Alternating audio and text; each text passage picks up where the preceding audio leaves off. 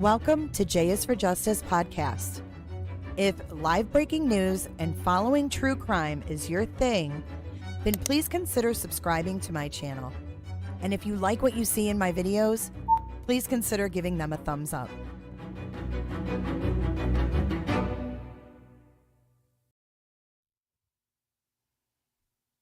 Hey guys, welcome back to J is for Justice. My name is Jay. I am your host. Welcome back to my channel.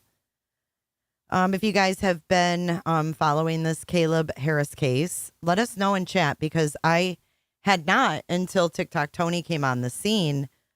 So I put a poll up. What do you guys think happened? We're going to go over the timeline.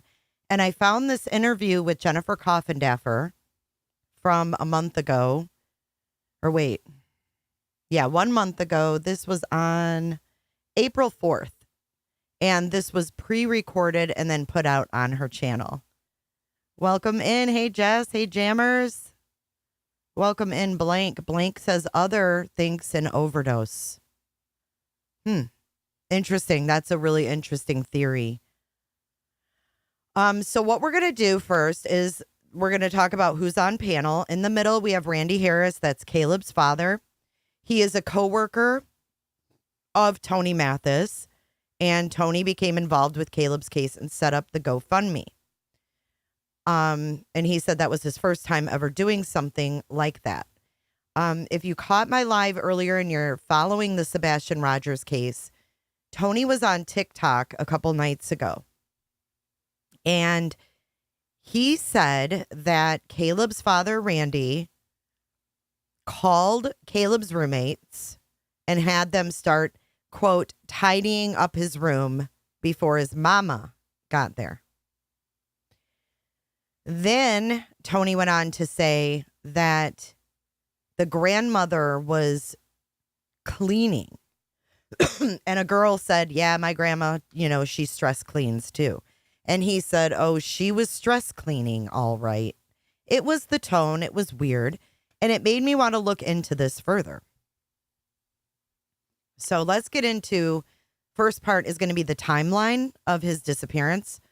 Caleb is a 21-year-old college student who went missing at 3 a.m, barefoot, after walking the house dog, if you will. Him and his roommates got a house dog, and the last Snapchat that came through was to his sister. And it was of a drainage ditch. But they have searched all those waters.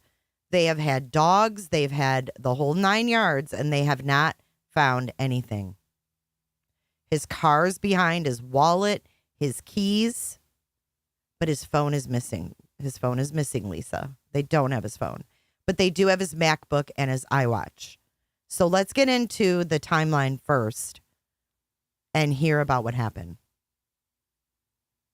Without further ado, as I always say, let's get into the timeline. I want to talk just about very particular times, because we can get caught up in the minutia of everything that happened that day. But let's drill down on the times that we have ironclad, at least from law enforcement at this point. From law enforcement. Number one, we know that at 12:56, Caleb and his friends were playing with their new little dog, Jenny, that they had just adopted. Okay? Jenny. Then the next time we have ironclad, 2:20. One of the roommates went to bed. Correct me if I'm wrong. Is it just one that went to bed and one left? Correct. Okay, correct. At 2:44, we have a Snapchat, and that is with Caleb's sister. At 3:03, we have another Snapchat. That's with Caleb's friend that lived out of state. At 3:12, we have the shared location stopped. That's the last, according to police, that's the last time it sort of the phone tried to share a location. And then at 3:20, we have Uber Eats dropping off the order that Caleb had placed for some items to eat and drink. All right, at 11 a.m. was the first time it was noticed by the roommate that indeed Caleb was gone, because he saw the Uber Eats on the back porch steps. So these are the critical times that we're dealing with and what happened. So I want to break right into now the particular questions you all had, because you sleuths and you true crimers asked such great questions. I've got the captions up so you can First hear of it. all, Or you number one read question it. that was asked, are there any new leads? There are. There is new information, and it was shared confidentially between law enforcement and Randy and Tony, and that's where it has to stay. It has to stay there because there's nothing more important than the sanctity of the investigation and the hope that Caleb is found alive. So for this reason, I can give you the good news that there is a development, and then the bad news that it can't be shared. But just so you know that law enforcement is actively working. Number two, people have asked about what agencies are involved. I'm going to go over those. We have the homicide unit of the local department at Corpus Christi. We have the Texas Rangers. We have the United States Marshal Service. We have the Secret Service. See, it's getting louder. The FBI. I just want to quickly touch base about those components. Why would Secret Service be involved? Secret Service. So when she's talking about the Secret Service, the shit gets louder. Why is it so freaking loud? Yeah, and you guys need to keep a close eye as they go through this interview. He's chewing tobacco. He's spitting. He's checking his messages. It's weird. This is the weirdest freaking interview I think I've ever seen. Only handles credit card fraud and protection and counterfeiting of money. But this is what they do so well. She's talking about counterfeiting money and shit like that. And this noise is just like you can barely hear her. I was like, what's going on? And that is digital forensic analysis of computers and of cell phones. So they are very good at doing that. And I firmly believe they have been brought in to assist in that capacity. The FBI, I believe, was brought in to assist in that capacity, possibly also. And then also, they are just such a force multiplier because there's agents and analysts much bigger than any. No, dude, you can see that, okay, when it's purple, you can't even understand what she's saying. So Randy's box has been lit up the whole time. When it's lit up, it means noise is coming from their mic. Tony's just now lit up. But they're talking about agents and analysts, and she's just overpowered. We have the other federal organizations that can assist in this case. So they're offering up all their resources and also their expertise, because they work kidnappings, they work human trafficking, they work violent crime, they work it all and have federal authority over all the investigative statutes. So it makes sense that the Bureau is going to be brought in. U.S. Marshal Service, yes, they do courtroom security, but you know what they also do very well is fugitive hunting. So they are good at tracking individuals and tracking people, fugitives or otherwise. So it makes all the sense in the world. They are and then it just goes away. As far as the Texas Bureau of Investigation, listen, they're going to want to be at the pulse of what is being done here, because if this case does get passed on to them, they're going to be at the pulse from the beginning. But make no mistake, Corpus Christi investigators and their investigative unit, they have the number one venue in jurisdiction right now. Randy, Tony, did I miss anyone else helping? I'm sure the Sheriff's Department is helping as well. Did I miss anyone else or anything else in that regard? Texas Parks and Wildlife have definitely been involved as well. Thank you. We should. That's a good one that I did leave out, and they are important because a lot of the land and grounds that they're looking at are the law enforcement entity over those areas are the wildlife guys, and so it's good that they've been involved. Thank you, Randy. Jennifer? Oh, yes, please. You know, one thing, I mean, I've listened to you for years, and you're always incredibly accurate, and that's part of the reason your followers love you so much. We need to... You notice how he comes in with a I'm going to butter Jennifer up. I'm going to butter her up. And she's like, yeah, okay, dude, get on with it. That timeline. We also need to add 258 into that because that's when they show the phone powered down or was shut off. So he's adding something to her law enforcement timeline. Listen how Coffin Daffer handles this. I like that you brought that up, and I know offline we kind of discussed that because it is contradictory, right? We have 258 Yes. that it's shut off, but then we have the 312 that there was a shared location. That possibly could be some sort of phantom share. It seems nebulous right now. And in part, I think this could be why the Bureau and Secret Service have been brought in to use the different software capabilities that they have and that they're expert in to dial in on those exact times. You're absolutely right, and exactly what you said. Those could just be anomalies. They could be delayed. There's really not 100% that. I mean, that's what we got, but we don't really know that 100%. Okay, so our timeline is possibly a little fuzzy, and I pulled this timeline from what they put out. Yeah. What Corpus Christi put out.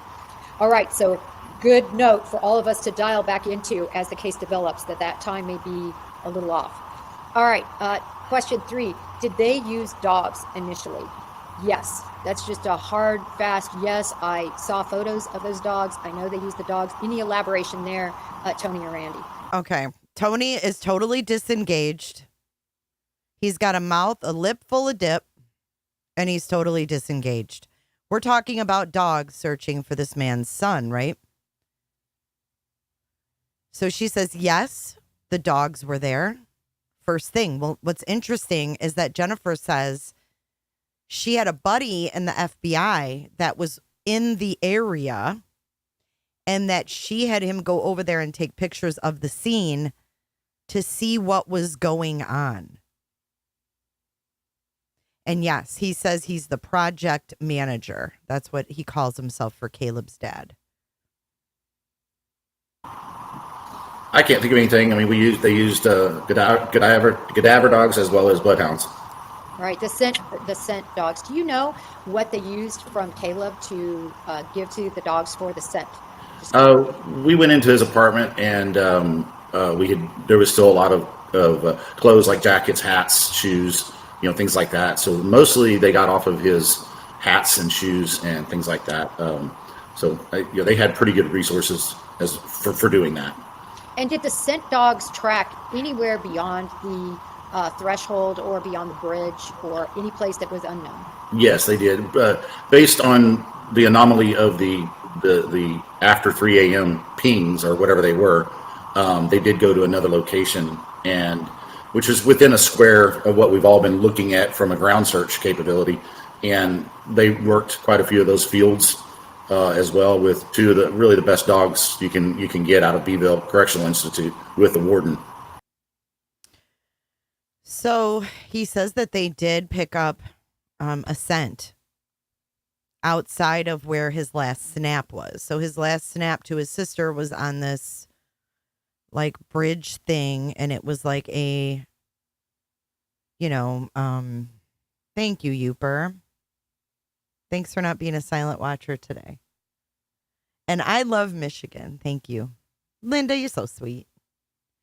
This is for you and everybody else up in the mitten. It's so cold in the deep. How the fuck do we supposed to keep peace? Granny? Have you seen this, Granny? He has a spit bottle too. Wait for it. That's great, and I wanted to mention them too and give them credit. Yeah, absolutely. It's such a huge network of law enforcement that all have different capabilities, and those scent hounds are amazing.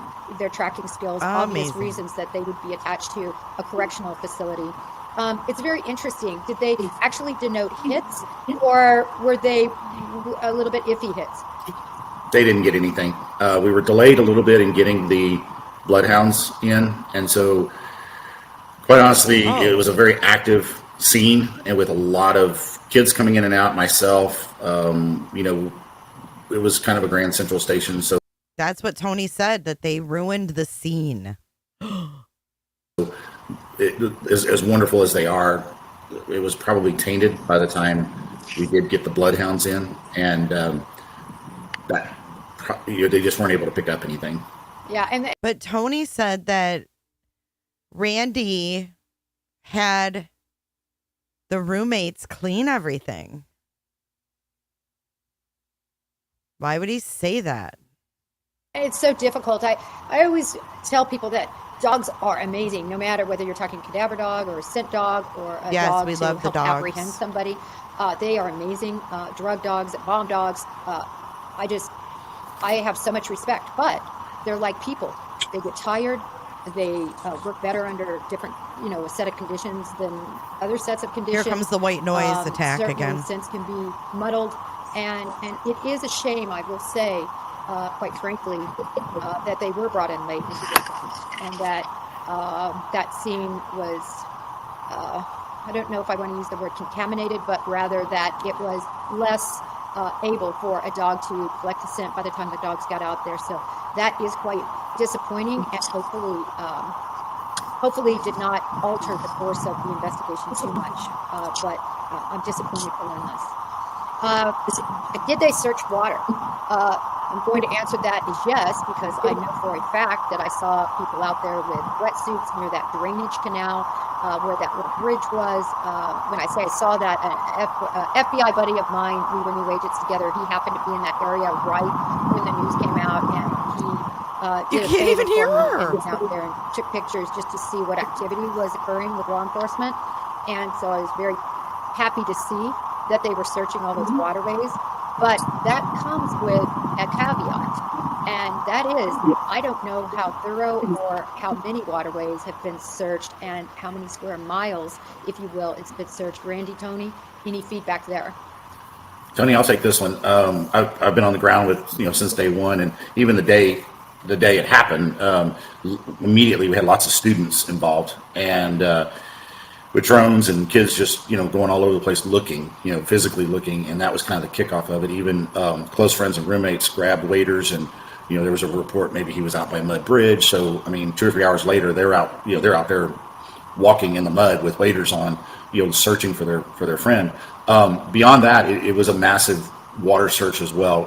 Like you said, they were in their wetsuits walking the creek lines. There's not really any water in it at that time. We've had a couple of rains, but so those were all of the drainage areas that drain into Oso Bay were droned first by the CCPD drones, and then physically walked by the search and rescue, CCPD search and rescue.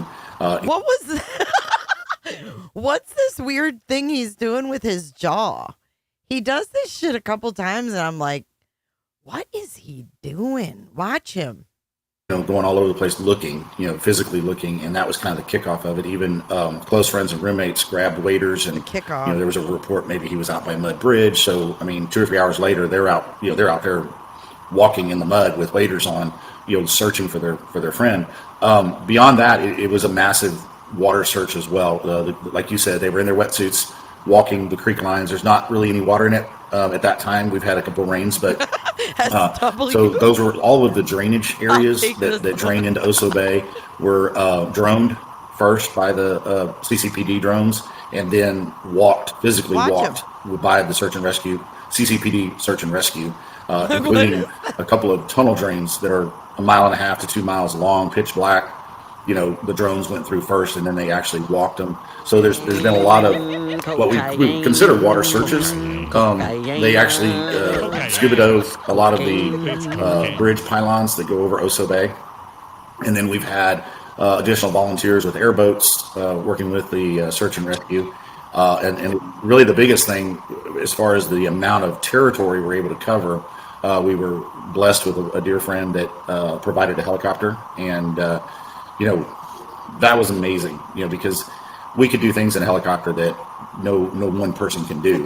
We covered an immense amount of territory over water, the shorelines of Oso Bay, the National Air. Again, you can kind of include them. The Naval Air Station was amazing, letting us, be 5-10 feet off the ground at their facility, all the way around their island, and even setting on the tarmac. Very, very helpful. And we were under their authority the whole time because it's a pretty large airspace territory.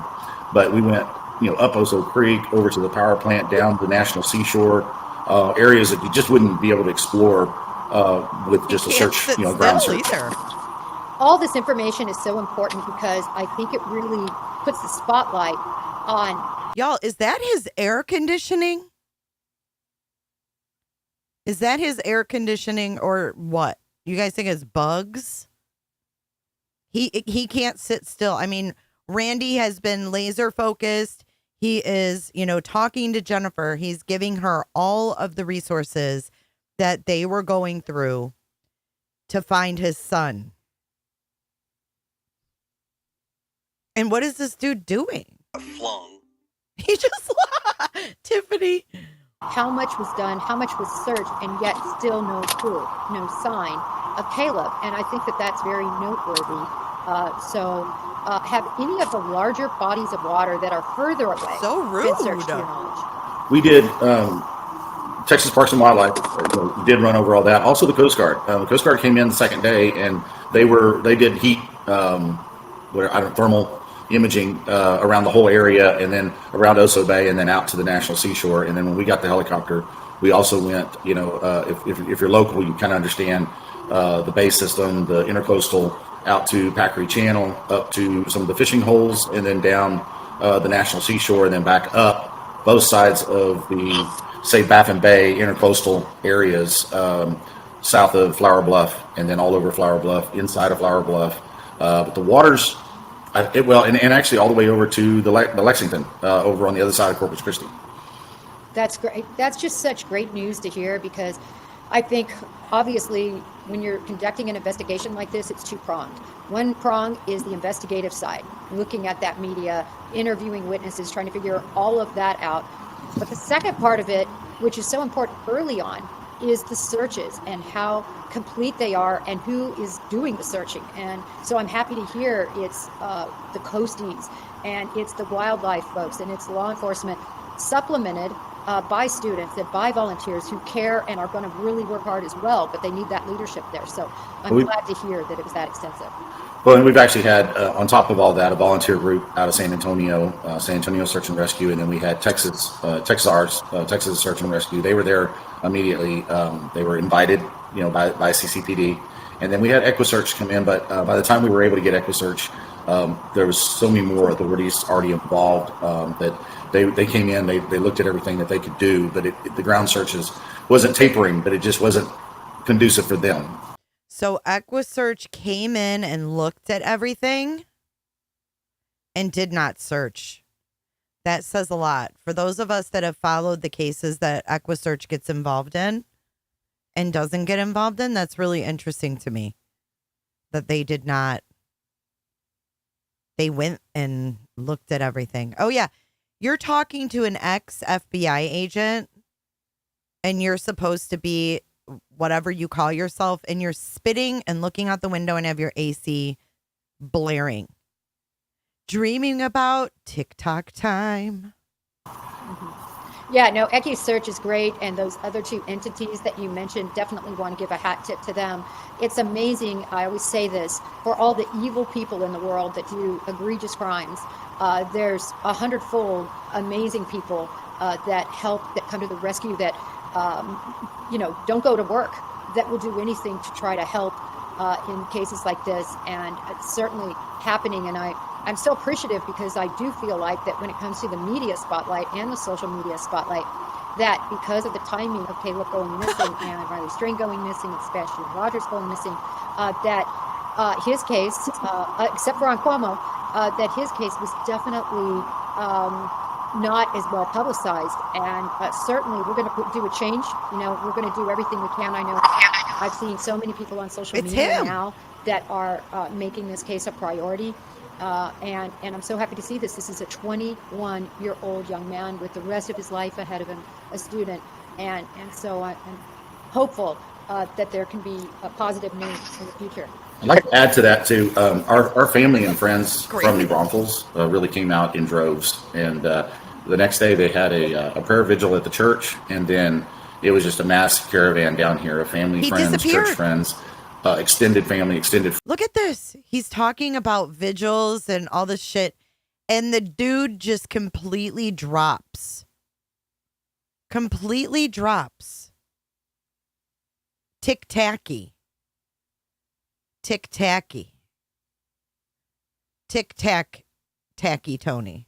Friends, and then of course our immediate family was here and doing just beyond, they were all my rock, from my father-in-law, my mother-in-law, my wife, of course, and my daughter. I mean, my daughter was involved very much in the day-to-day meetings, taking notes, and so they deserve a lot of credit for sure. Well, in a case like this, there's no one that suffers more probably than the parents and immediate family. And, Randy, I've seen you, like I said, since today, I guess, too, was when I first intersected with you on Como. And I mean, we are only 20 minutes into the interview, y'all. This is 20 minutes.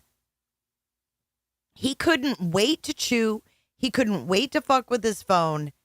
And he couldn't put it on mute and turn the damn AC off. What is he doing there? I mean, Jennifer had to wonder, what's this guy's purpose? And how disrespectful to her to be sharing, her knowledge and things that she can share about the case with Caleb's dad. And you've got this fucknut sitting here acting like he could give a shit. He is. He's turning the air up. He is unbelievable. Unbelievable. you've been a rock. And because you have such a strong faith, I know that is a big reason why you've been able to have such a positive outlook and a stiff upper lip, as my mom would say, in a situation that privately I know you're mourning the fact that you haven't found him, and I just can't imagine what those quiet nights and moments. That's what I'm trying to figure out. What's his purpose? When you're by yourself, thinking of him, what those must be like. And my hat's off to you for your strength and the strength of your wife and Caleb's sister. Dude, as well. she is literally talking about his night times when they have to go to bed and think about their son, not knowing where he is. And look what this guy does. Takes a drink from his straw? Nothing says I don't give a flying rat's ass like this does. Privately, I know you're mourning the fact that you haven't found him. And Morning, she says. I just can't imagine what those quiet nights and moments at home, or when you're by yourself, thinking of him, what those must be like. And my hat's off to you for your strength and the strength of your wife and Caleb's sister as well, because I know this is beyond difficult. It is, but we do have a lot of faith, and got people like Tony that's really just wrapped his arms around our family, and we appreciate it. All right, let me move on to a few more questions. What is going on here?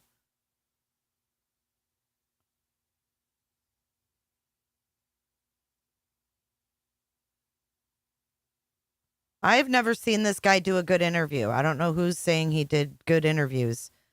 But when you're representing someone, welcome, SD. When you're representing someone, every interview should be a good interview. No excuses. We just talked about the news issue. Let's see. All right, so I want to talk about these Snapchats a little bit.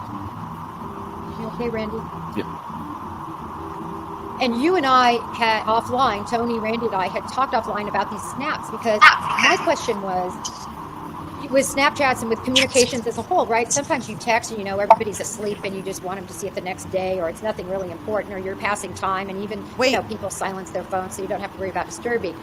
People silence their phones so you don't have to worry about disturbing. Take a hint. Do you hear music now? Now they're talking about Caleb's Snapchat. It's hard to follow. Can't even follow it because of him. as a whole, right? Sometimes you text and everybody's asleep and you just want them to see it the next day, or it's nothing really important, or you're passing time, and even people silence their phones so you don't have to worry about disturbing. And I just wanted to make it clear that that was basically this situation. It seemed more like a time passing. This wasn't snapping back and forth. His sister didn't even receive it till the next day, his friend not until a couple days later. So this was something he was doing likely to just communicate and pass the time as he was waiting. We kind of came to that agreement. Does that sum that up, Randy and Tony? Yeah, I think so. He's waiting on his Uber Eats. He's an outdoor kid. And just put the dog away, and or snap the dog to my daughter, and then puts the dog away and goes outside, and we're gonna assume that he's just waiting for his order and getting out. It's a foggy night, but it's still kind of cool. And fog rolls in. It's kind of neat to see. Hey, if I can wait inside versus outside, I'm outside all day. Yeah, for sure. Same with anything. I'm outdoors, and it sounds to me like that is exactly what your son, Caleb, is like. He loved it outdoors. Absolutely. Okay. Why do we know? We know he was barefoot. Why do we know he was? He is literally playing music. Do you hear that? It was Black Sabbath. Did you hear it? I think he's fucking playing Black Sabbath. Barefoot. The 1 o'clock or Hi, Mel. 12:58, whatever it is, video shows him as being barefoot, and then the snap to my daughter also. There's a little bit of an area there where you can definitely see his toes. So we're confident that he was barefoot. You can't be 100%, but when I go back and look at his shoes, he wears a size 13, so he's kind of unique there, and we've pretty well accounted for all his shoes. I mean, we know Birkenstocks are in the truck. There's a Birkenstock here. He's got 2 hookahs. He's got shoes that he wears fishing. His waders. Everything's in the apartment. Wallet, keys, truck's locked. The only thing we're missing is his phone. Right. So some people just ask, how did we know that? So thank you for summarizing the knowledge there.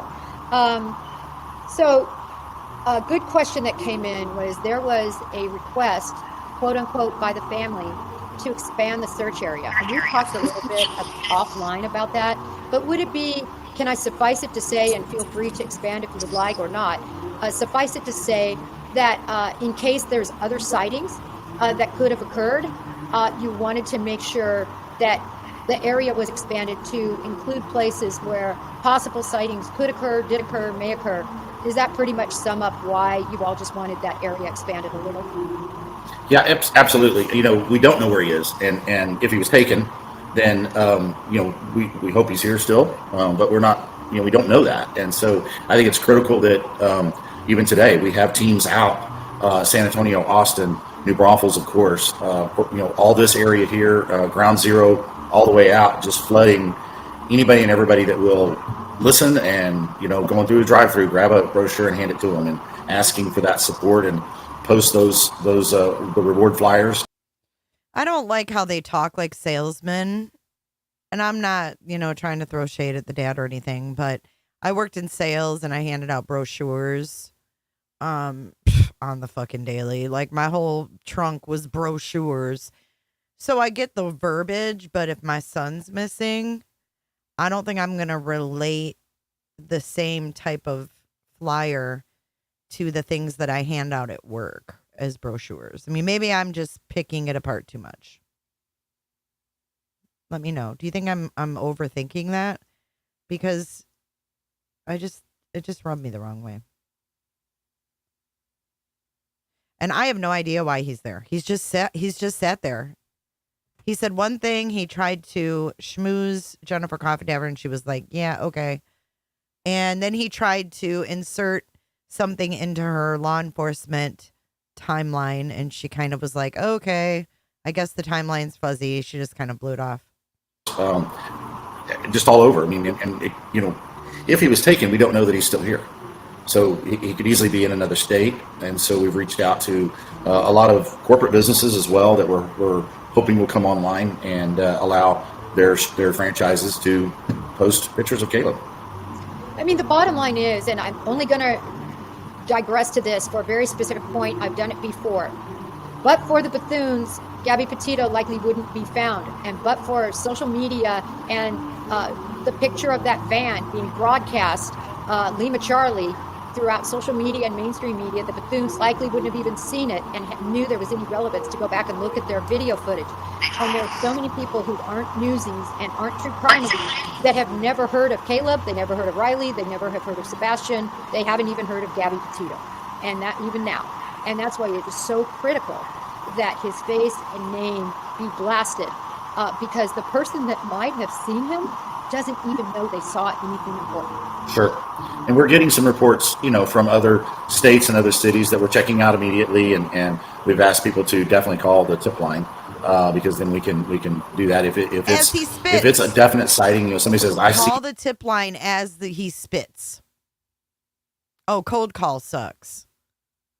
Them and they're in Michigan or they're in New York or wherever, then that's even a 911 call to say, hey, we have. And when they do that, they, as you know, there's bolos out nationwide, and they can pull that up and get a picture of who he is. So that's why we're pushing it, and we're getting some billboards in the local area that, again, a wonderful family is donating, and we have billboards in New Braunfels right on I-35, I-37.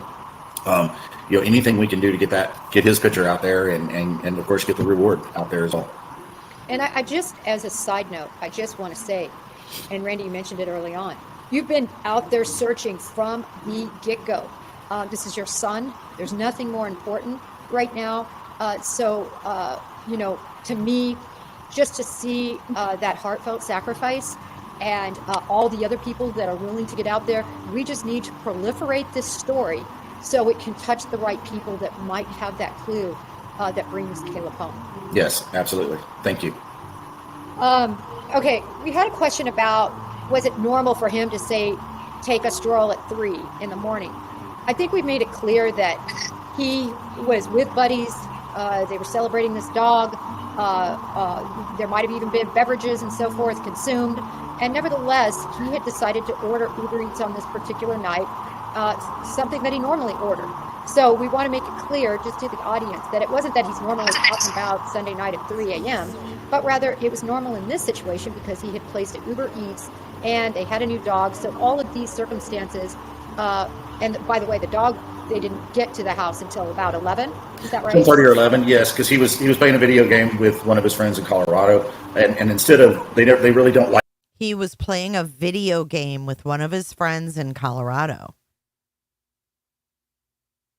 Right. Why is he wearing look in my eyes, dude, if you're telling the truth. I don't either. Lisa Durr, I don't either. Take the fucking sunglasses off.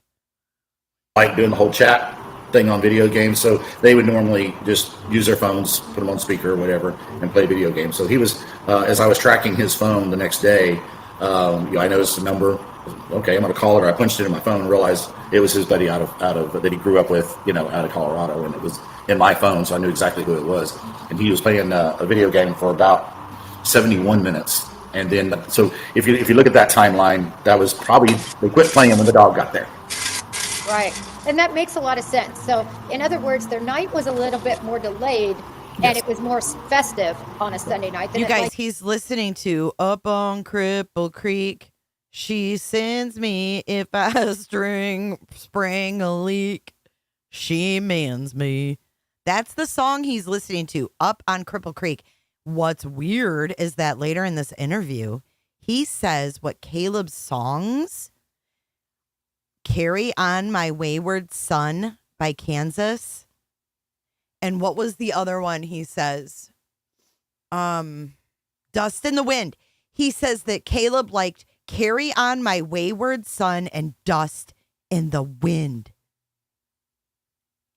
Like we normally would have been because of the dog, and then that caused the Uber Eats to be ordered late, and so everything ended up being late. So just for our audience, it wasn't that this 3 a.m. was normal, and it does make it quite unique, and hopefully will help law enforcement from the standpoint is very few people are out and about between 3-4 in the morning on a Sunday night going into Monday for obvious reasons. So he did have later classes on Monday. I'm sorry to interrupt you. Yeah, a little bit later classes. I think they're like 10:30 or 11. And so, Monday mornings sometimes are, it's a little bit of a sleep in day. During duck season, a lot of times they're in bed by, I caught them in bed by 7:30 or 8 because they are getting up at 4:30, 5 o'clock to do a duck hunting. So that was real normal. And he'd normally be the first one in bed because he's going to be up and rustling around, getting everything ready to go, duck hunting. So, and they would they would get up early. So during duck season, they're in bed pretty early. Yeah, and also, let's face it, in college, was there ever really a bedtime? I mean, depending on when something was going on or something was Right. happening, who wasn't up and about? And somehow you could be up until 2 in the morning, get up at 6, and last all day long because you're 20. Right. So just a quick reminder, these are college students. These are college kids. They are at the prime of their life. I love that Luke Bryan song. I don't know if you know it, but it's something like, basically the message is let the kids have all the fun now because, you're not going to be 20 again. I just love that song. I wish I could remember the exact lyric, but it's a great song. And these kids were in the prime of their life and having ball. Absolutely. Jen, I think that you buttoned that up pretty well. Buttoned But it it up. was very normal for him to order Uber Eats, and it was very normal for him to order what he ordered. I think that, you kind of button it up by saying what we believe, which is he was just pushed a little later into the evening because he didn't have a typical Sunday. They got a dog, he's doing things, and he loses track of time. And next thing you know, he realizes he's got to get his Lunchables and apple pie and Red Bull for the fishing trip. And, the convenience stores there are closed. The one that he ordered it from was a little further away. And so, the events of the evening took him into where he realized, hey, I got to get my food ordered. So Granny. he realizes that while he's out walking his dog and snapping his sister. And, so he goes ahead and orders the Uber Eats and, contactless delivery dropped off on the back door. So he's basically got a little time to walk around and hang out and enjoy the early morning and the fog and the decent temperatures and all that. And, makes all the sense in the world while he was still out there because he, It makes all the sense in the world that this guy would be out there at 3 a.m. after putting his dog away. Why is he trying to make it sound like this is fucking normal? gets a notification on his phone that the Uber Eats is there, then he goes on into the house and goes out the back door and, picks up his Uber Eats order and then goes on to bed. And I think I do want to make it clear too that in that time frame, and I've always said this, it's likely, or not likely, I won't use the word likely, it's possible that somebody he knew came up to him and, he got in and got to talking with them and something like that approached him. And then maybe that resulted in him becoming missing, and I don't mean a male version of Thelma and Louise scenario.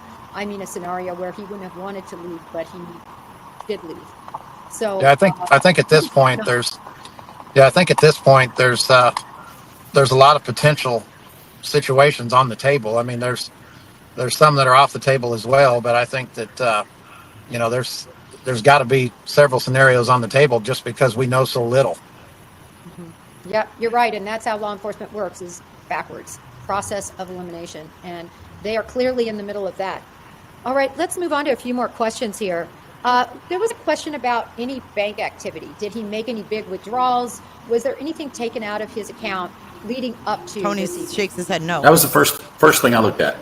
Really, honestly, I as soon as I got there, met with the police, and we got things going as a missing persons and elevated to an aggravated missing persons or whatever you call it. I went straight to the bank accounts, fearful for my own as well, just to see. And we share an account together, and then we share a credit card together.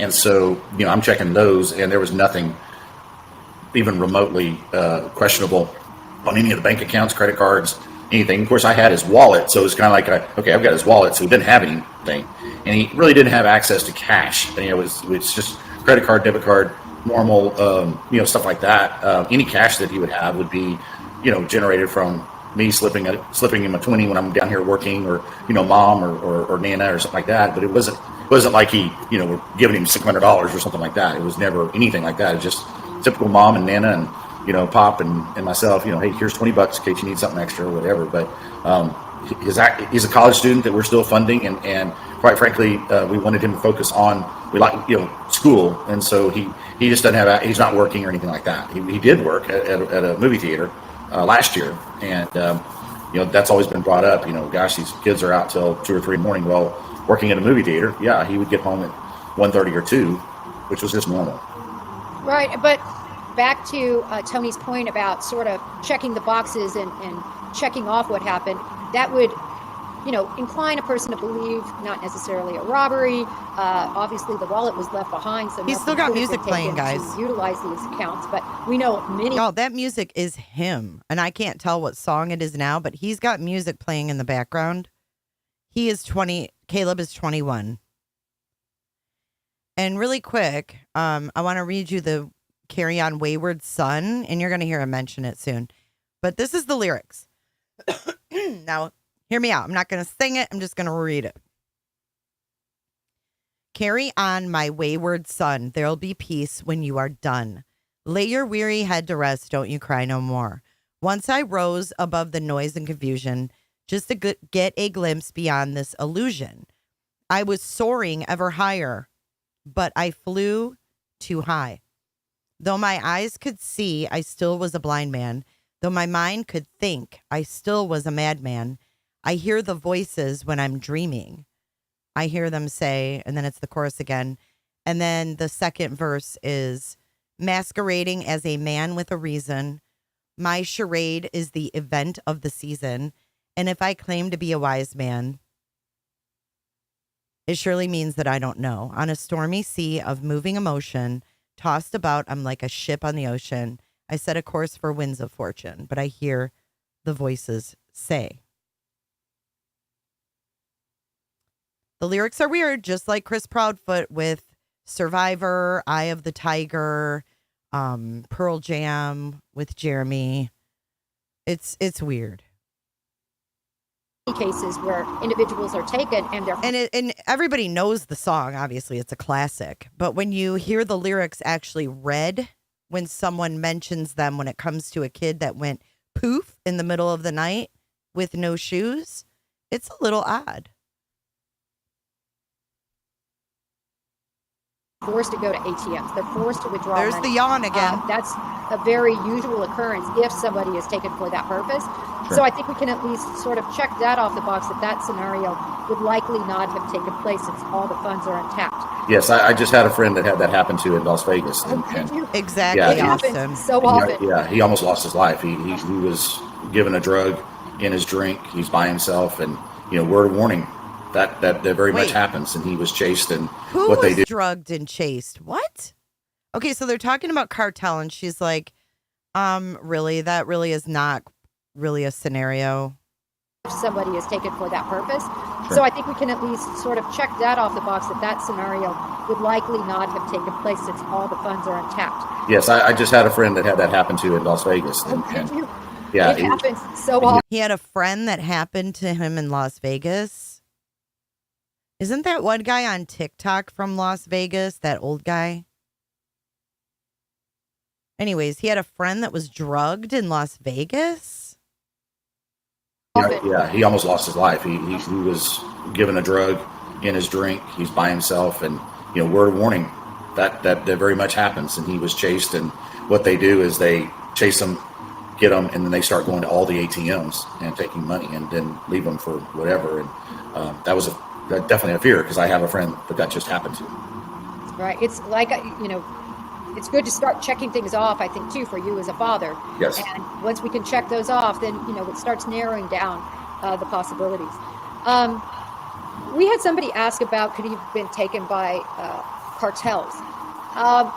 Just in my experience, unless you're a cartel member or you're on a usual transactional basis with a cartel member, you're pretty much safe from the cartels for the most part. It's people who would somehow do business with people that would get into some sort of drug debt or some other sort of debt or some other disrespect.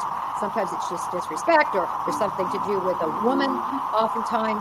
But other than that, this would not be, in my opinion, a situation where a cartel person from across the border or otherwise would come across and harm a young man like Kelly. Can you believe this? Let's see. This was a good question, I thought. Was there anything at all found under the bridge or in that waterway where he took that Snapchat? No, there wasn't. Nothing. Nothing. Yeah. I didn't even hear what the question anyone was. Either in his I mean, this is so damn ridiculous. Was anyone either in his apartment, in his friend circle, did anyone mention anyone being angry at Caleb? Did anybody mention being angry at Caleb? No, really. He's pretty black and white. I mean, people, if there was loud noise in the apartments, he might let him know at the office or something like that. But There he goes. he's just not that kind of kid. He's not. Everybody likes him. He's just a smiling, lovable, kid and very personable. He doesn't pick fights. He's not that kind of kid at all. He looks like just a fun guy, like a good old American boy with his lures and his fish pictures, Yeah, I mean, that's the picture certainly that seems loves to to, come loves to across. hunt and fish, and he can pick up any string instrument and play it, from ukulele to bass to acoustic guitar, electric guitar, and very good at music. Loves music. You'll see pictures out there. He's playing the drums. Those are hobbies. Enjoys playing video games, but that's not just video games with a few other local close friends. But it's not like that's. So he's downplaying the video games. Yeah, that's his freaking AC. And he's fumbling around with his phone, and he's got music playing. And I don't know what the fuck he's doing. I don't understand this at all. Not just video games with a few other local close friends, but it's not like that's not a drive for him. Another with a few local close friends. He just said that he was gaming with someone in Colorado. His drive is music, mixing music. He was creating some music too, and he'd call me and say, "Hey, what do you think about this?" And even that night, I mean, he was texting me. He's a creature of comfort or creature of habit, and he doesn't just go throw a shrimp on a hook. He's very, I'm going to go after this species. I'm going to go after this species, and so he was. We were texting back and forth about different fishing lures that he was going to be using after school. The next day with his buddies, getting in the kayaks and going. And what song was he? What kind of music? Is he bluegrass? Here Is we he rock go. and roll? Is he? He's a pretty good mix, but he really likes kind of the Texas, not alternative, nothing crazy, more just Central Texas. I don't even know what you would call the genre. More country than anything, but not even country. Just folk music. Texas. We loved going to concerts that were not necessarily Luke Bryan. Of course, it was more the local artists and things like that. So is he like a Kid Rock or a singer-songwriter, like a Jim Croce? I wouldn't say Kid Rock, but more just I can't think of some of the names, but just a kid that would show up, at the local events, and of course in New Braunfels. New Braunfels is becoming a really big music venue, and so go to Green Hall every once in a while, or go up to Rock and R, one of those places, and see some of the more obscure, just folk type. Good guitar playing, people. I wish I could name some of this stuff, but I really can't. Yeah, no, Yeah, that's he had he even had like Kansas on his playlist. wow. Dust in the Wind, Carry On My Wayward Son. Stuff like that too. Yes. Yeah, classic rock was the best for him. He loved classic rock, and he loved doing the I guess the riffs of a lot of classic rock stuff. For sure. Yeah. Weird. Great. I just want to get a sense of. It sounds like a song. Why did he interject with that? He sat there the whole time, but interjects with these two songs, the Carry On My Wayward Son and Dust in the Wind. Here's the lyrics to Dust in the Wind. I close my eyes only for a moment, and the moment's gone. All my dreams pass before my eyes, a curiosity. Dust in the wind, all they are is dust in the wind. Same old song, just a drop of water in an endless sea. All we do crumbles to the ground, though we refuse to see. Now don't hang on, nothing lasts forever, but the earth and sky, it slips away. And all your money won't another minute buy. And then there's the chorus. Yeah, Tony knows his favorite song, his playlist, no less. He had those on his playlist. Songwriter, but in that vein. I mean, you look at some of these great 80s bands, the greats like REO Speedwagon, Kansas, Boston. They're some of the greatest songwriters when you listen to their lyric. Yeah. Even Kiss wrote Beth. Yeah. I mean, the song Beth, it's a beautiful, love song. Well, he enjoyed, even growing up, at junior high and high school, he was in the church praise and worship stuff too. And so he was always the bass player for the most part. Maybe played drums every once in a while. Then at school, he was in the band, played football, of course, but he enjoyed being in the band. There's pictures out there of him playing in the percussion side of the. He played football, of course. Why do I get the feeling that these guys are meatheads, and if their boys aren't playing sports that aren't man's men, there's something wrong with them. The focus on football and sports, and the same thing that Chris Proudfoot was saying about Sebastian. And thank you, Pine Needle. I love you too. I'm so glad you found us as well. Of the regular band and more the stage band. Now, Jennifer, you get to be the expert on all things FBI, but you know that Peter Criss wrote the song Beth on his solo album. I did, and Peter Criss had a different name. He turns this into name that fucking lead singer That he went to when he left Kiss. What was that name? Oh, I can't remember. But he later took a different stage name. Who did he? Did I get you back now? Yep. Yeah, who did Peter Criss become? But you know what? These men need to realize that not all boys are men's men. Okay? They're not all men's men. I don't like the look on Randy's face. And now they're talking about Peter Criss becoming another character. Was Caleb trying to become something else?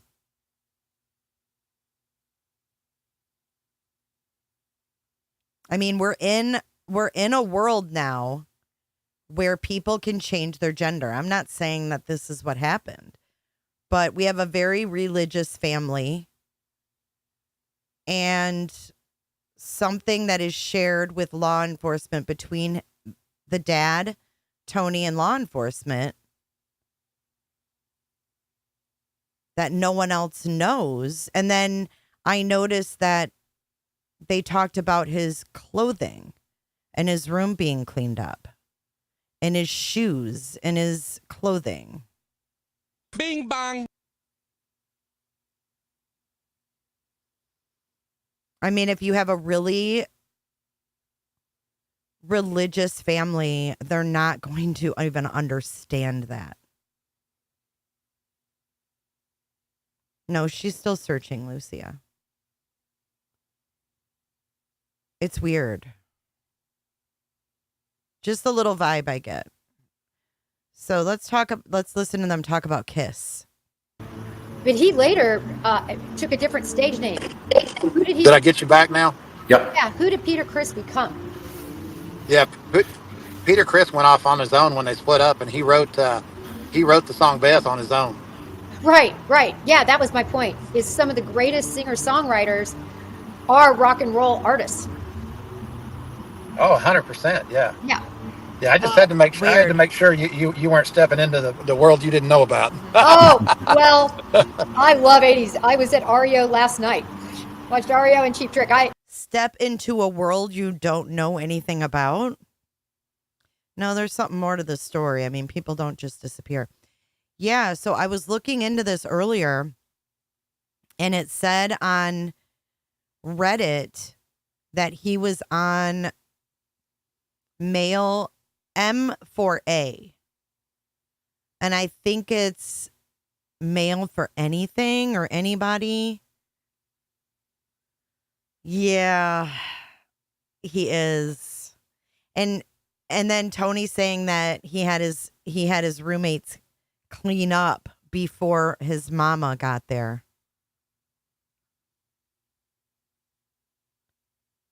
Uh-huh. That, yeah, I know, crime and consequences, right? How sad. Be careful driving, potato. That's weird, huh? Let's keep watching. I have to say, if they come to town, I'm there. Any 80s band. I've seen them all over and over. My first concert was REO Speedwagon. Was it really? Yeah. They're great. Great. I just love him. I love the fact the guy's 73 years old. He's turning 73. Kevin Cronin.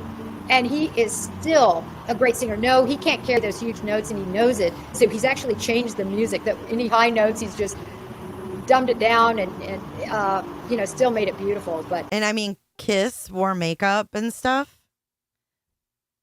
Do you think it's coincidence they bring up Kiss?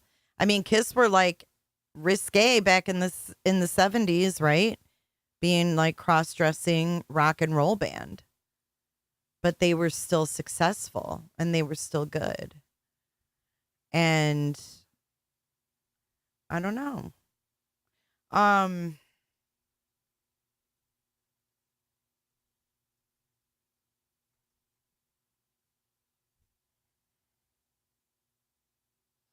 Here's the lyrics to Beth by Kiss. Beth, I hear you calling, but I can't come home right now. Me and the boys are playing, and we just can't find the sound. Just a few more hours, and I'll be right home to you. I think I hear them calling. Oh, Beth, what can I do? You say you feel so empty that our house just ain't a home, and I'm always somewhere else, and you're always there alone. Just a few more hours, I'll be home to you. I think I hear them calling. Beth, I know you're lonely, and I hope you'll be all right, because me and the boys will be playing all night. Weird. You just thought of Tony with a wig? Austin, that's scary. Do they think that was what was going on?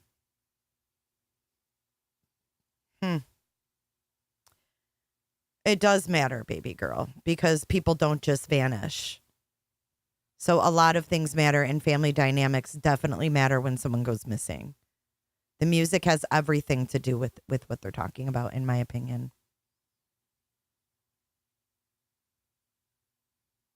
I think that if there's something that he doesn't want his family to know, that maybe they want him to come out with it. And maybe the kids just like went away, and maybe he'll come back if they are accepting. I don't know. I mean, there's something deeper going on here. They're not just talking about this stuff for their health. Jennifer Coffindaffer has every single topic chaptered. Phantom share, scent dogs. Dogs are amazing. Water searches, search and rescue, media spotlight, Snapchat, barefoot, area expanded, call the tip line, Sunday night. Let's have all the fun now. Bank activity, cartels, music, Kid Rock, Beth, Peter Chris, Ario. Was Caleb pulled into a car? What kind of fishing did Caleb do? Caleb's passion for fishing. Did the police do a canvass? Missing cases are usually resolved quickly. All of these are planned by her. This was pre-recorded. This was not live or impromptu.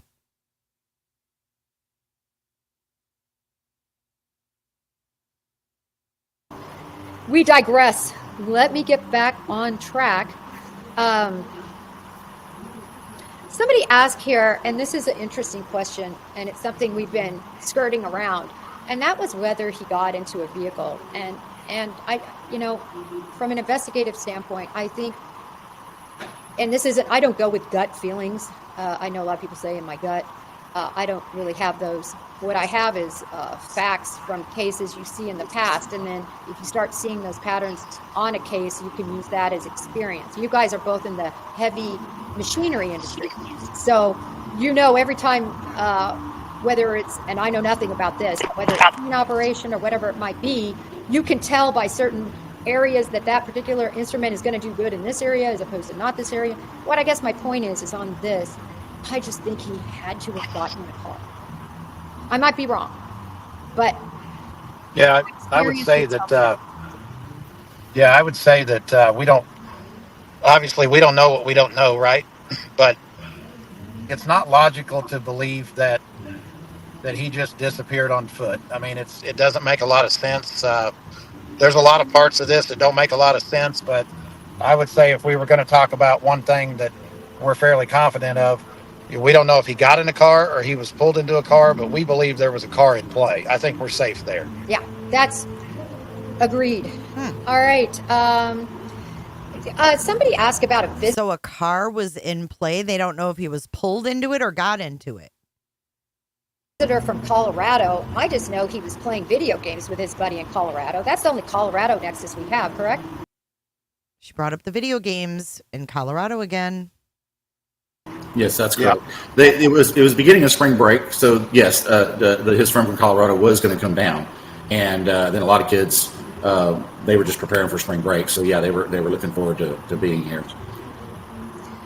Okay, it's my understanding, and please let me know, Randy, is this correct, that he was getting ready to go fishing the next day, but not till after classes were over, so sometime in the afternoon?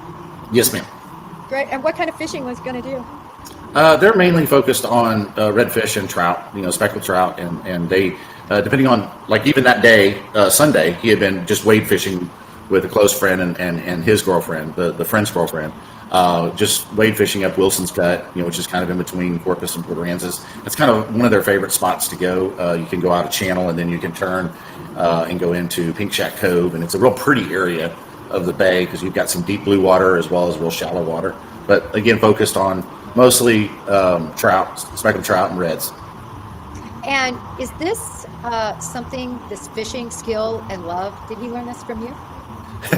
I'd like to think so. Yeah, yeah. I mean, you'll see pictures of us fishing, on the Guadalupe as a kid, and anytime we could get a chance to go fishing, we definitely, we go. Probably not fish as much as I would love to have fished, but yeah, it's a passion, and he loves to dove hunt and duck hunt and deer hunt and stuff like that too. So it's just he's an outdoor kid. Loves kayaking, loves just going out and swimming in the river. So when he went away to school, he moved away 2.5 hours from home. So maybe what is with all this fishing crap? Sebastian loved to fish. This was a month ago. Sebastian loved to go fishing with Seth too.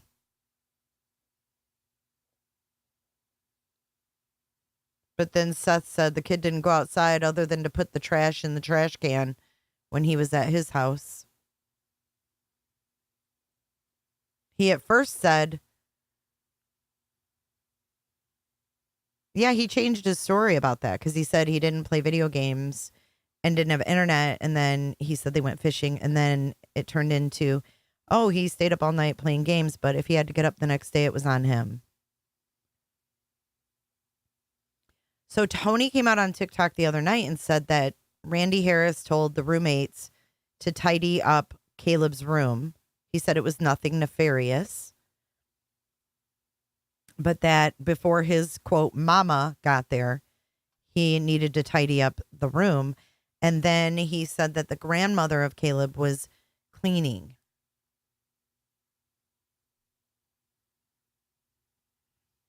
That's great. All right, we are almost through. We've got 3 questions left. No, the dog's was in the apartment. Okay. As far as you know, did they do what I call a canvas right after? In other words, did they go to every single apartment and check in and around not only all the apartments that he could have easily walked to and knock on the door and speak with the individuals and ask to take a look around? No. They didn't do that. They did not do that in its entirety. I'll let Randy, everybody knows how strongly we support law enforcement. But I'd be lying to you if I told you that they talked to everybody, because Randy and I talked to people that were very close proximity, within 50 to 100 foot, that had never been talked to by the police 2 to 3 weeks after. There was a time during the search on the third day that they had several units in the apartment complexes knocking on doors, trying to look at ring cameras, things like that. So many of the ring cameras are set for not extensive videoing. It's kind of like your front door. You can kind of set those cameras all the way out in the parking lot or right up close to your door. And on most of it, because there's so much activity, we're finding that a lot of those cameras were set since the sensitivity was low, where it maybe not have picked up anybody in the parking lot. And then they also, we know, record over, which Right. is problematic, that they only have so much memory. And so, I mean, I don't like to armchair quarterback, but I'm going to say that, you see this sometimes with departments because of their manpower issues and because they do get a lot of missing cases reports that are usually resolved quite quickly. And so, unfortunately, some of the gumshoe investigative work, I call it, gets postponed, overlooked, or not done at all. And that is got to be so disappointing. And I just hope that, it's now 30 days later or so, but Well, and we're not in any way saying that, again, we don't know what we don't know. right? We don't know what they had versus what they needed.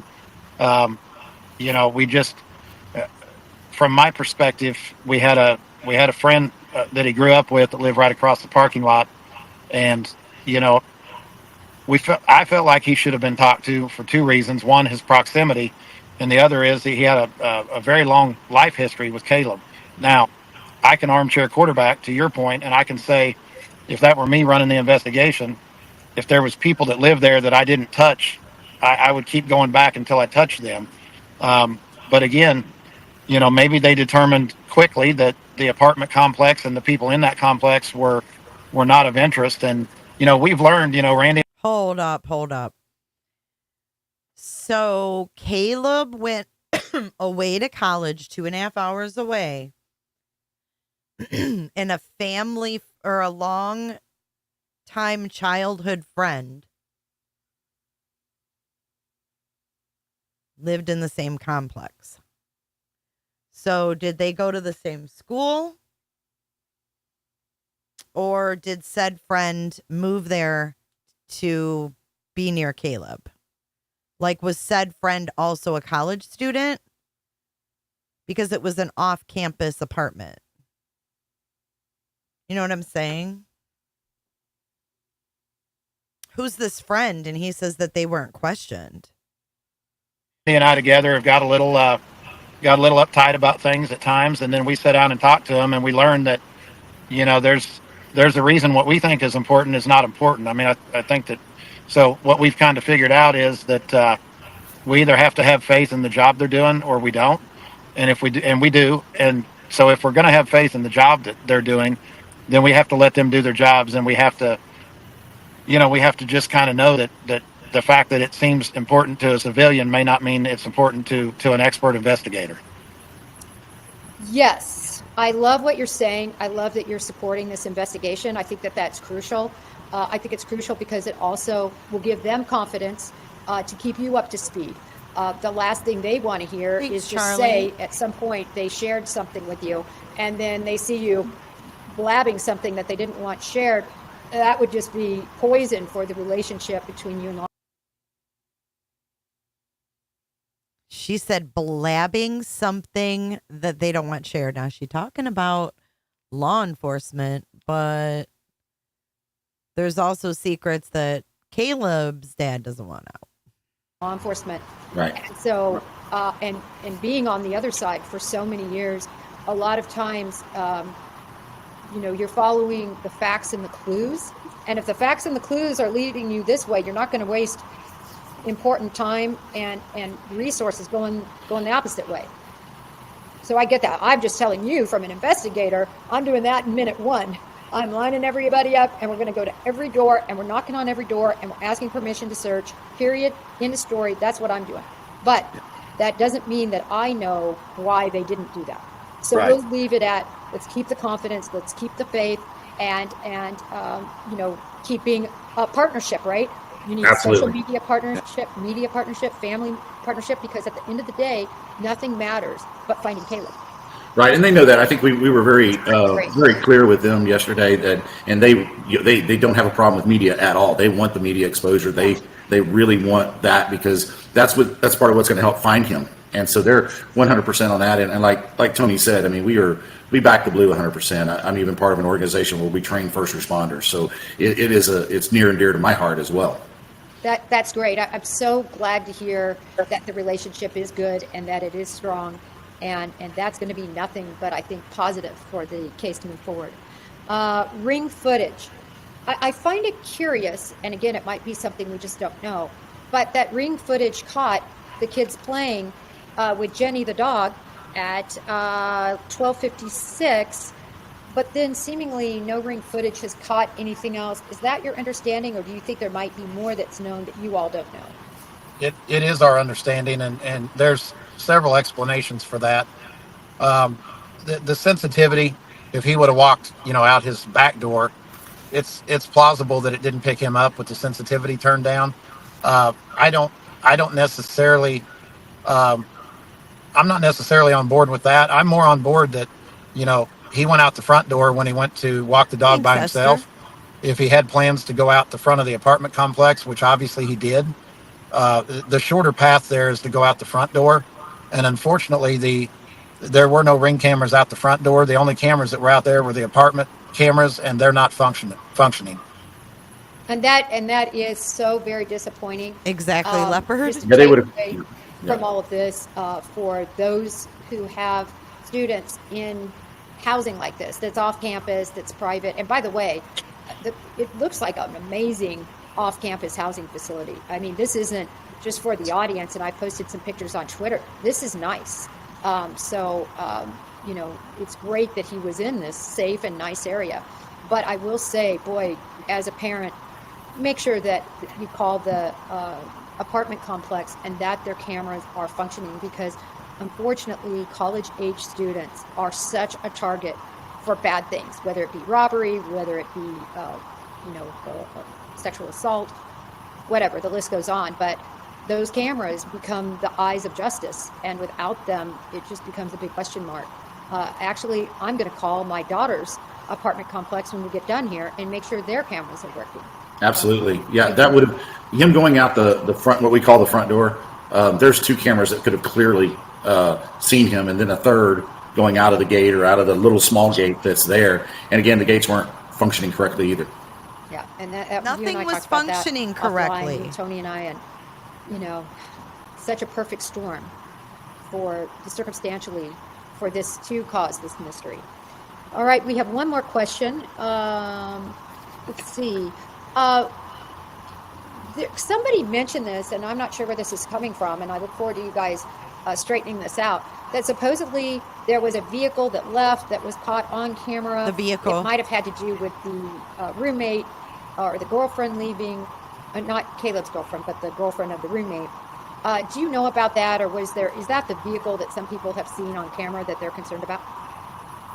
Yeah, that was essentially a boyfriend that was there seeing his girlfriend, and he ended up leaving in the middle of the night because he had to go back to work in San Antonio, and that was just one of those things that spiraled out of control. But it's really not related to the investigation. What? And it was in the area, but across the parking lot. Okay, so just to put all the cyber sleuths at bay, that is an unrelated vehicle exit. Yes. As we just heard. All right. Because your time is so valuable, we went longer than I meant to. I'm so sorry, but I think it was very constructive. Great. I want to just ask a couple questions about Caleb. So we know he loved to fish. What was his favorite type of fishing to do? Well, trout fishing, as far as saltwater trout fishing, red fishing for sure. That's what they would normally. He gets.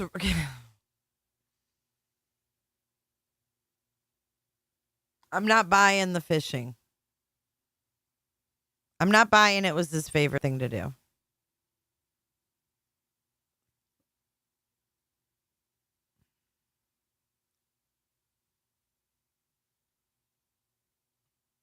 So we know he loved to fish. What was his favorite type of fishing to do? Well, trout fishing, as far as saltwater trout fishing, red fishing for sure. That's what they would normally hunt, and those are hunting fish. You actually go out and you spot the tails, in the water, and so it's a target type fish. But it was funny during COVID.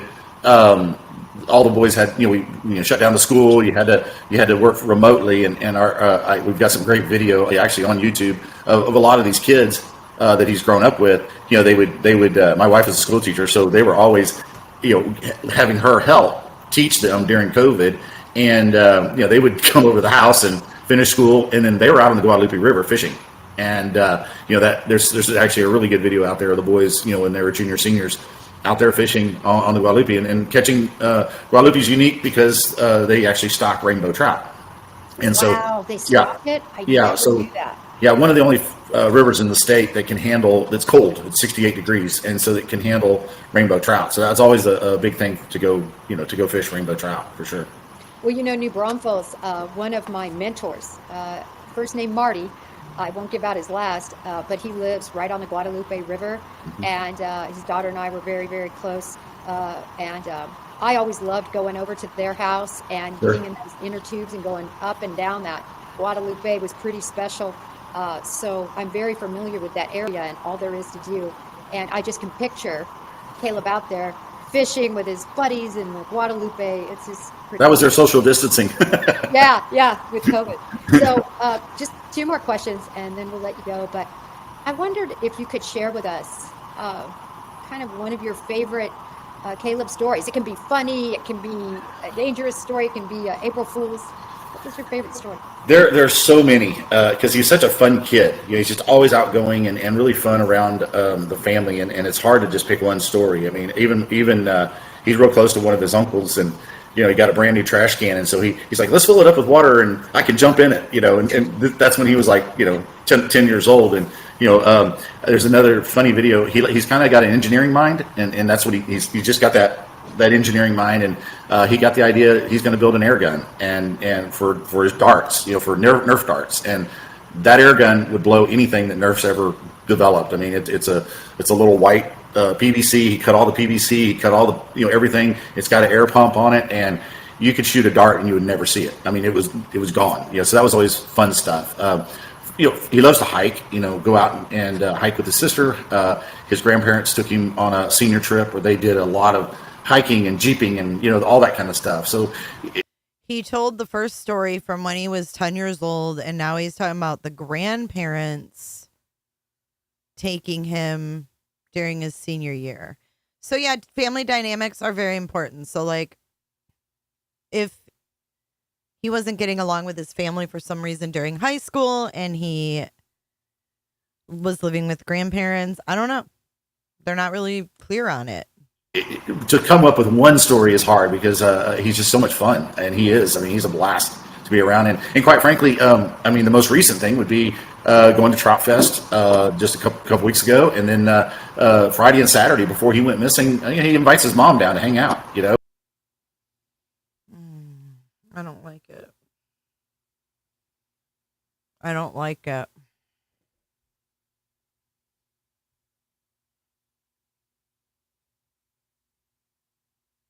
I don't like it. He invited his mom down.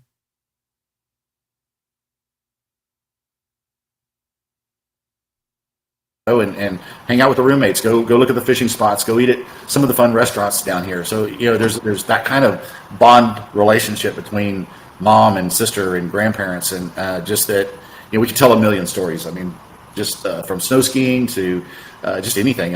He loved to camp, go out and go camping, especially with his uncle. Our family always takes time to. Why has this uncle been mentioned more than once? Have y'all seen Caleb's uncle and grandma and all them? Let me show you the fam.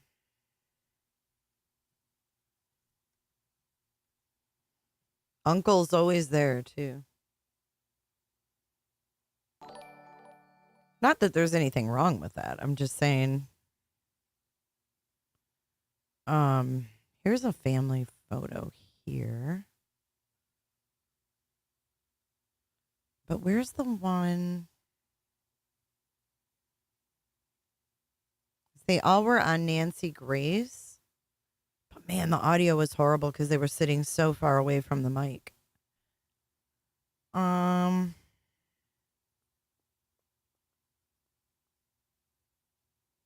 Shoot, I can't find it right now.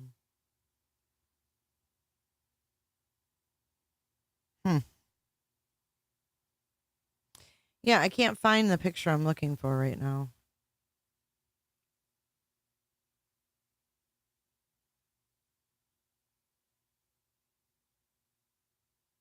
But every picture I find of him, he's got fish or he's near water.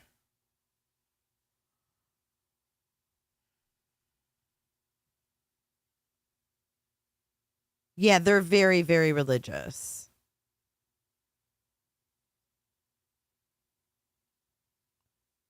Seth and Randy are extremely vocal about their religion.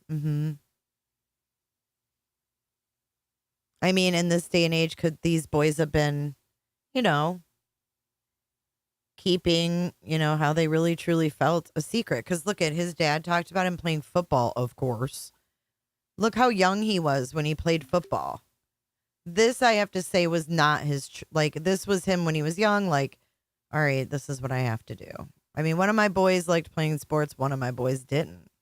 And to be honest, his dad was a you play sports kind of dad, and they never bonded. And it's sad. But look how young Caleb was there. That had to be like middle school. It had to be like middle school.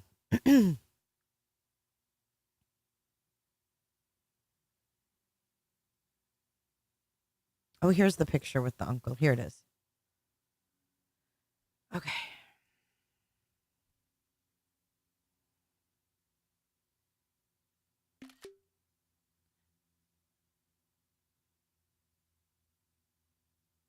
Yeah, I mean, they want to please their fathers, right? I mean, no one wants to not bond with their dad. But sometimes if your dad is like, you're a man's man kind of kid and you're not, I mean, you just don't have that bond. How do you bond with someone who doesn't accept you for who you are when it's your father? It really puts a strain on these kids to not be able to be honest about who they are and have to, configure to some standard. That does not look like high school to me because he's only 21 right now. I don't know. Maybe it's high school, but regardless, he looks young to me. But this is a photo I found, and this is grandpa on the far right and then grandma. And I'm not sure. It must be the dad's mom or the dad's dad and mom. I'm not really sure whose they are. But, oh, I know. I hate it too, Maylee. Hate it. Hate it. And then we have the uncle in the middle. I don't know who the girl is because the daughter, I think, is blonde. And then that's Randy on the far left. I'm not sure where mom is in this photo. I don't even know where they are. Is it A&M? I don't know anything about the college.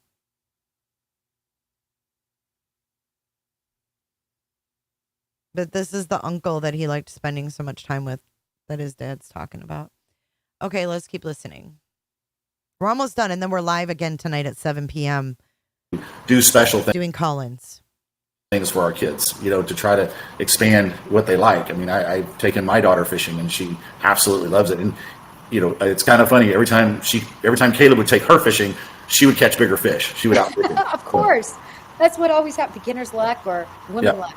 Yeah. I wish I could tell you more. I mean, there's just thousands of stories. Yeah. I think this is the biggest thing I see. I hear the love and the like. You not only loved your son, you liked your son. And going through teenage years sometimes and going, having a college age student, some parents don't like their kids that age. And you clearly, it just resonates so clear how much you loved your son and you love your son, you like your son. And we got to get Caleb. She said loved, and then she said love. So do you think that he could have unalived himself because he wasn't accepted and he was going through some stuff? Caleb back home. Everyone, I'm asking you, please use every one of your platforms. 5 followers or 5,000 followers. It proliferates. It needs to get to the right person. If you live in this area, help out. Pass out a flyer. And just DM me and I'll send you the flyer link. I'll try to figure out in my new YouTube status how to put the link on here. I'll probably have to get somebody to help me figure that one out. But help find Caleb.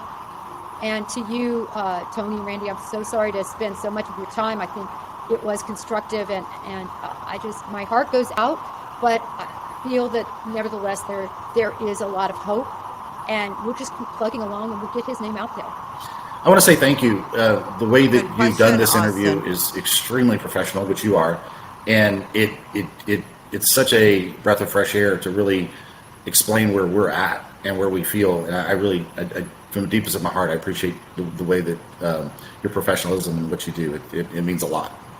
Thank you, Randy. True, Maggie.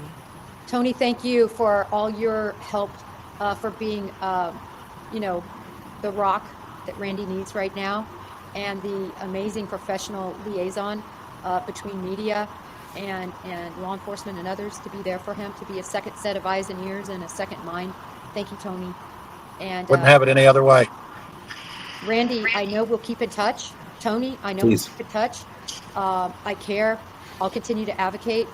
And until next time, God bless you. Thank you.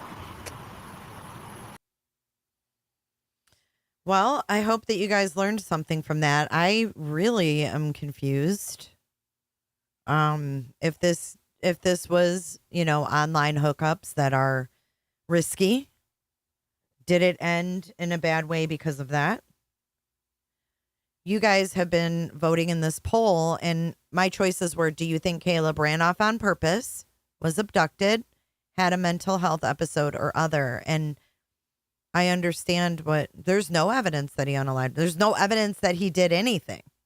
There's no evidence. I don't even know what the Reddit hookup evidence is, because they're not talking about it. They're not talking about it. But if we go back to what Tony said on TikTok,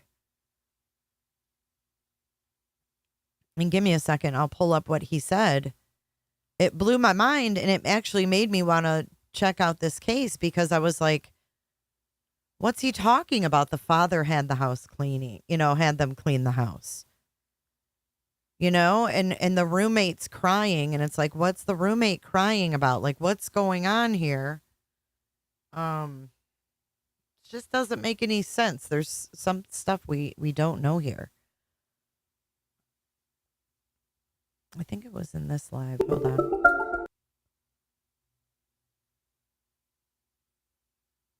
Hang on a sec. I'll find it.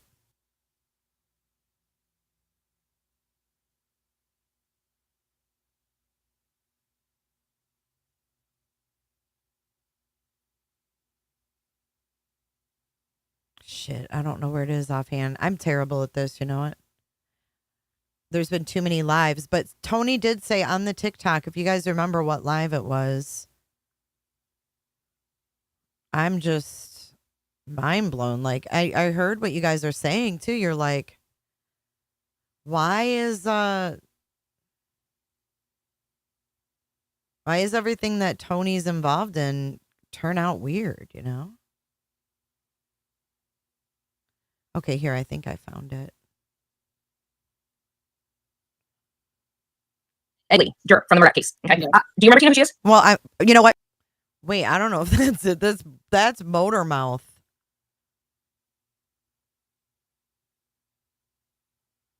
That's Motor Mouth. I don't think that's when he said it. But anyways, he did. He said he just totally came out of the blue and threw that out there and then just dropped it. And I was like, why is he saying that? I don't know if they, like the last interview. So Jennifer Coffindaffer actually invited them back on. But it was the Harris family. Tony was not included. And he's like, oh yeah, that was just family interviews. Those are just family interviews. Downplaying the fact that he wasn't there. So I don't know. But I thought that was a really odd thing for him to say. Maybe it was, here it is. Here it is. I found it.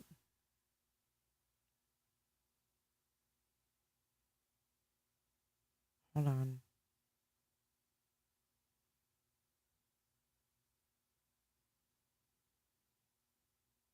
There's a lot of drama in this, so I'm trying to find the right spot where he talks about it, because I was like, weird.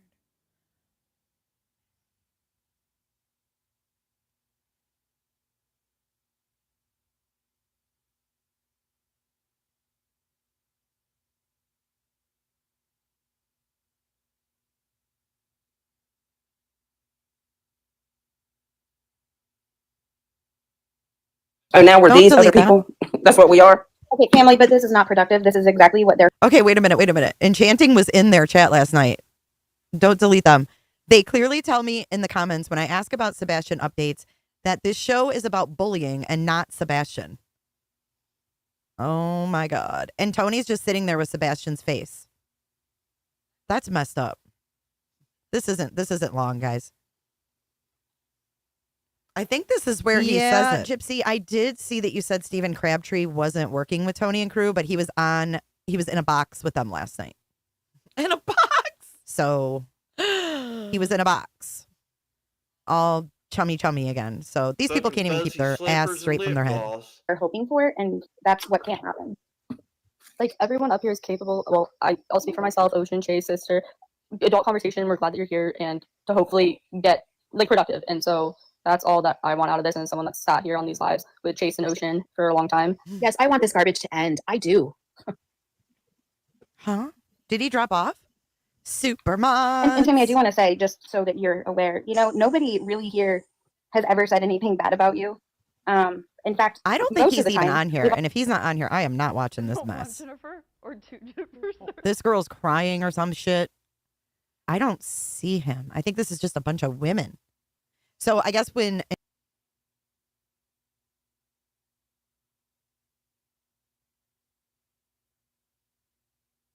that shows a lot about it. hold on, let me give you guys a little boost on that audio. Part, then that's on fucking Tammy. She's more than welcome to come back. And everybody have to drop. Oh my God. Tammy hasn't showed me an ounce of He's respect. just sitting there. Literally, when I first got on TikTok, man, I like, Tammy's beautiful. I always thought she was classy. She kept it classy. I thought she had, Sebastian's. Hopefully this can be productive. I think that is motor mouth. And respectful. I can't. Can I say see. something, or do I need to just wait for Trace to get back? No, you can go ahead and say something. Well, I don't have an issue with.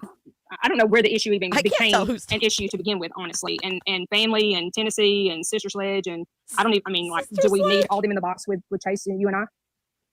Well, it's not my platform, so I guess we would let Chase make that decision. I don't speak for sped her. up a little bit. I mean, why do we have to drop for you to have a conversation? Because family, it's not your platform either. It's Chase's. So Okay, I didn't say it was my if platform. you have an issue with me, He's which I don't just know why sitting you there. would, then I think you and I would did need he to talk on leave? someone else's platform and not take this platform up. I'm sitting in a box listening. I don't have anything to say regarding what you and Chase have to talk about. Family, I've seen you in the comments telling people to kick rocks and stuff because you're going to say what you want to say. I never said I'm going to say what I want to say. I never said that. Okay. Never, not one time. Did he leave? Tammy, there are a few of us that have like super mod powers. If it starts getting wild and crazy, it will be shut down. That's not what the whole. No, I'm not, y'all can leave the chat. It does not bother me at all. I see no reason for some of these other people to be in the boxes. Why did Everlasting get deleted? Oh, now we're Don't these other delete that. people? That's what we are? Okay, family, but this is not productive. This is exactly what they're. Okay, wait a minute. Enchanting was in their chat last night. Maybe this isn't where they say it, or he says it, because he dropped off. I don't know. I have the wrong live, guys. I can't keep this shit straight. But just trust me when I say Tony threw it out there, and I'll find it for you guys. Okay. But we are going to wrap up today's show. I hope that you learned a little bit about Caleb Harris. I don't know, man. I mean, everything we talked about was purely speculation, guys. Yeah, it is too crazy. But we're going to wrap this up. I'm back here live at 7 p.m. Eastern Standard Time taking your calls. You let me know what you think about all this craziness. The phone lines will be open at 7 p.m. Eastern Standard Time tonight. I'll see you then. Let's run our credits. Thanks for watching, guys.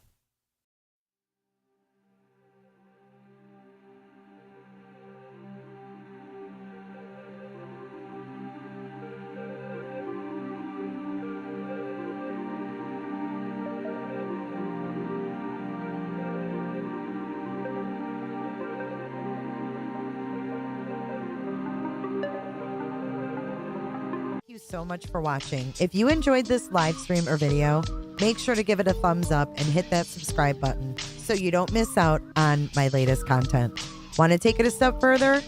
Bring it all in. And join our community clickers by becoming a Patreon or a YouTube member. You'll get exclusive access to our Discord server, special channel perks, and much more. Until then, I'll see you in the next one. Click. It's real easy, man.